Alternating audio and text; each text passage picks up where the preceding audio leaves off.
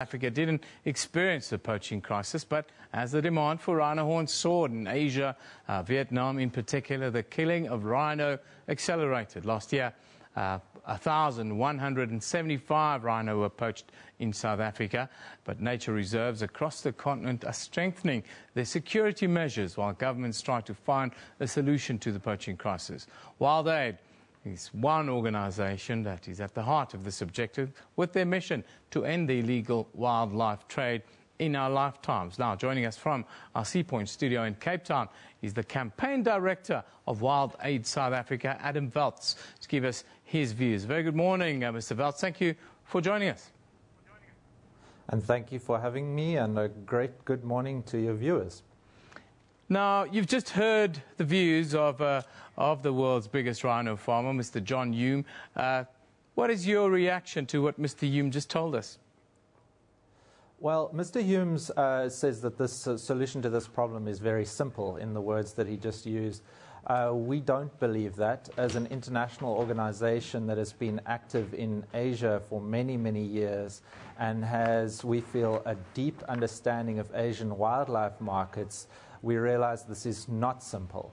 What John Hume is proposing to do, as he said, is to breed rhinos here, cut off their horns every now and then sell them, in his words, to the same people that are selling rhino horn, the wholesalers that are selling rhino horn in Asia at the moment, particularly in Vietnam and China, which are the main sources, the main markets for these horns.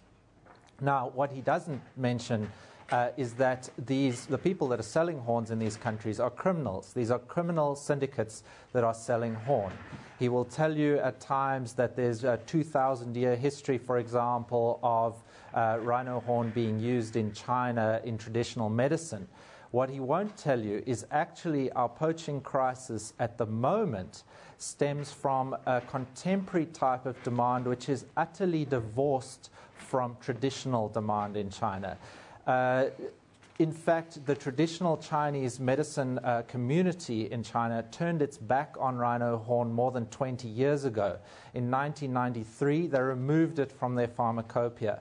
And so in recent years, as I say, what we've seen is criminal syndicates coming up with new marketing techniques and novel reasons for people to buy rhino horn, and that is what is driving our current poaching crisis. So our concern with legalizing the rhino horn trade is that it legitimizes these criminal networks and their lies to people. It legitimizes the idea that this is a product worth buying. And the problem in Asia, when you do that in these massive Asian markets, I mean, remember there are 1.5 billion people in China and Vietnam together, is you can suddenly see runaway demand. This rhino horn could suddenly become extremely fashionable. Enormous numbers of people want to buy it, and we simply do not have nearly enough rhinos in our rhino farms like Hume to supply this demand. And the only way that that new explosion of demand can be supplied is through accelerated poaching. And honestly, if we see an explosion of demand in Asia, we may as well just ship all our rhinos to China and save everybody the trouble, because we will not be able to withstand the force of those criminal networks coming to look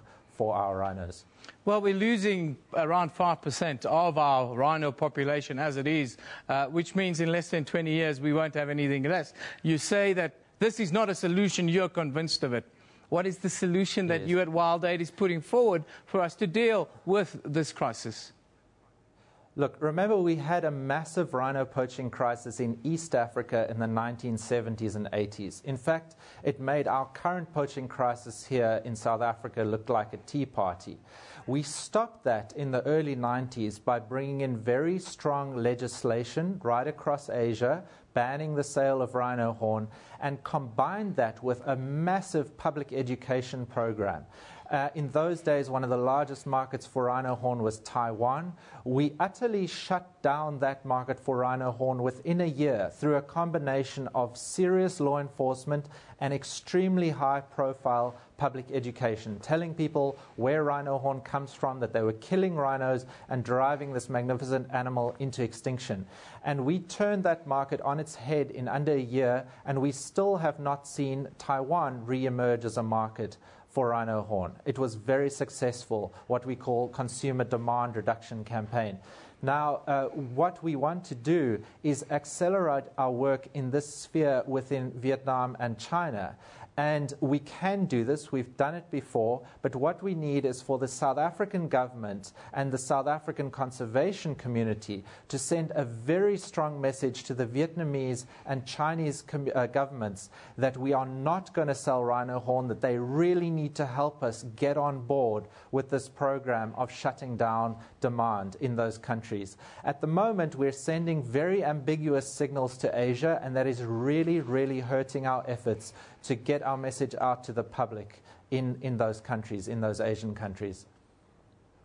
What have you discovered then about the modern market for rhino horn in Asia right now?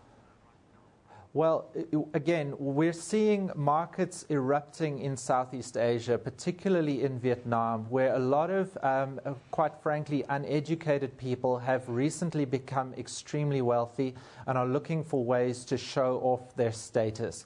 Now, rhino horn is a high-value item, so people want to buy it as a bangle or a necklace, or to snort it as a sort of a pseudo-drug in nightclubs to show off their new wealth, much in the way that you would buy a Ferrari.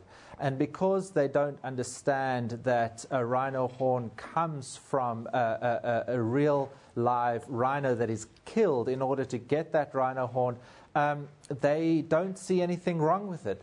Once we know that once we start telling a lot of these people about the criminal networks that are supplying their horn, about the gruesome practice of poaching, a lot of them stop buying it. And if they get that same message from their peer group, from the government, from business people, they do actually stop buying horn. It starts becoming uncool, as it were.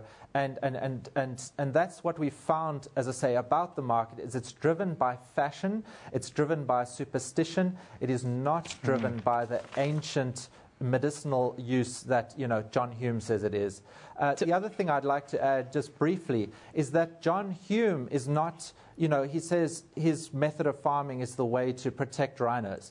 He's lost large numbers of rhinos to disease because they're crowded in on his farm in a way they wouldn't be in the wild. In 2014, he lost 35 rhinos to disease. He's also lost rhinos to poaching. So I don't think that John Hume is doing a whole lot better than our national parks are, for example, in protecting his rhinos. So we should be a little skeptical of his claims, I think. Thank you very much for joining us. That's Adam Welz joining us from Cape Town. He's the director of Wild Aid